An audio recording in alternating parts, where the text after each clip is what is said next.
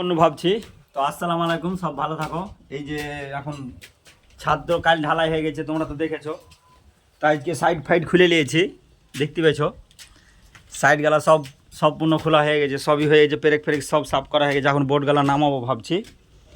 তো নামার উদ্দেশ্য নিয়ে নিয়েছি, দে নামে টাইমে এই যে সিঁড়িটা গাঁথবো।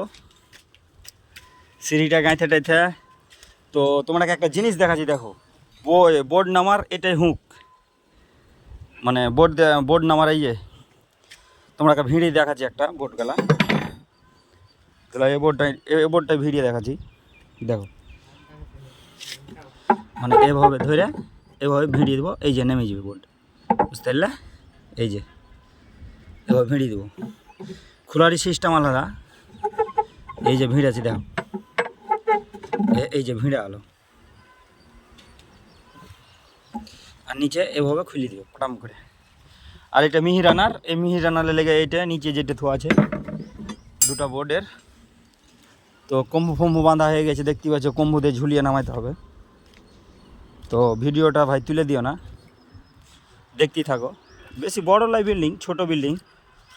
সাইড ফাইড খুলে ফেলে দিয়েছি। আবার টোট্টি দেখো না, এখানে একটা ওখানে একটা ঘরে দুটা টোট্টি। নাজি ভাই দুটা টোট্টি লাই। ওই যে দাঁড়িয়ে আছে লোকটা, দাঁড়িয়ে আছে দেখতে পাচ্ছ, ওইটা একটা ঘর। আর ওই সাইডেটা ডাইলিং। তো কম্বু বাঁধে দিয়েছি। এই যে এখানে নামবে দড়িটা, কই ওই যে দড়ি ওখানে।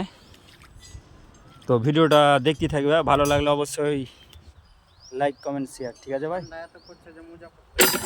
হ্যাঁ, কি মুজা বললে তুমি? মুজা কেন বললে উল্টে? আবার উল্টে বললে কেন? হ্যাঁ, সিধা করে পড়ো। নতুন মুজা তুমি কেন বললে? হ্যাঁ, দড়ি ধরবে না তো?